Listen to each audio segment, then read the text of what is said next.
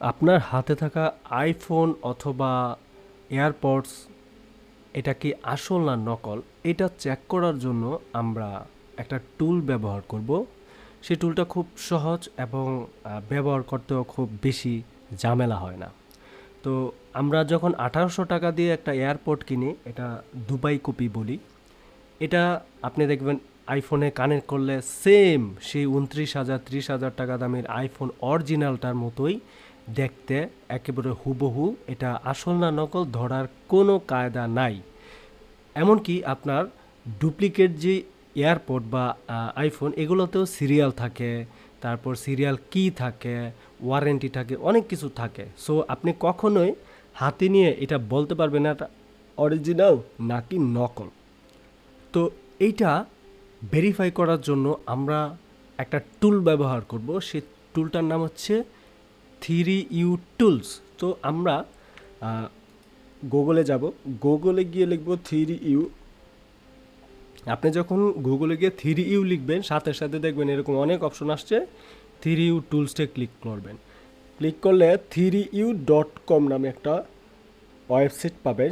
আমরা এখানে যাওয়ার পর জাস্ট আমাদের যদি উইন্ডোজটা হয় তাহলে উইন্ডোজ এখানে ক্লিক করব। আর ম্যাক বা অ্যান্ড্রয়েড দেখা গেছে অ্যাপেলের হইলে তাহলে অ্যাপেলে ক্লিক করব। জাস্ট উইন্ডোজে ক্লিক করলে একটু এখানে চলে আসবে বা আমরা ডাউনলোড দিব। এই ফাইলটা ডাউনলোড হতে যতক্ষণ লাগে, তারপর আমরা জাস্ট এটাকে সেট আপ দেবো। ফাইলটা ডাউনলোড হয়ে যাওয়ার পর আমি ডাউনলোড বাটনে যাব। যাওয়ার পরে ডাউনলোড থেকে যে এটাকে আমি জাস্ট ইনস্টল দেব। সচরাচর আমরা অন্যান্য সফটওয়্যার যেভাবে ইনস্টল দেই, এগ্রি দিয়ে ইনস্টল দিব, দেন একটু অপেক্ষা করব। ইনস্টল হয়ে যাওয়ার পর আমরা জাস্ট এটাকে লঞ্চ করব।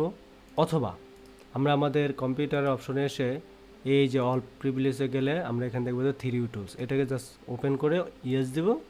আমাদের সামনে চলে আসবে আমাদের এই 3utools, এই যে চলে আসছে।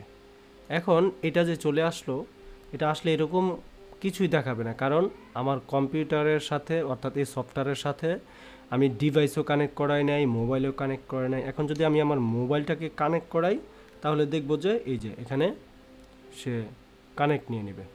একটু অপেক্ষা করব আমরা। ওয়াও, কানেক্ট নিয়ে নিছে। আমরা দেখতে পাচ্ছি আমার মোবাইলটি স্ক্রিনে শো করতেছে। ঠিক আছে, এখন আমার মোবাইলের বিষয় না, আমি জাস্ট এয়ারপডটা দেখব আমার, বা কেবলটা অথবা অন্য কোনো কিছু আমার ঠিকঠাক আছে কিনা। আমি এটাকে ছুটাই দিয়ে জাস্ট আমি আমার এয়ারপডের ভিতরে এটাকে প্রবেশ করাবো, কানেক্ট করাবো। করানোর পর আমি দেখব এই যে connecting I device please wait, এরকম একটা ডিভাইস কানেক্ট পাচ্ছে তারা। সমস্যা নাই, আমরা এটার সাথে কানেক্ট করাবো। দেন কানেক্টিং, দেন কানেক্ট হইতে থাকুক অথবা কানেক্টিং আই ডিভাইস, এরকম যাই থাকুক ব্যাপার না, এটা থাকুক এইভাবে। আমরা জাস্ট এই যে টুল বক্সে যাব।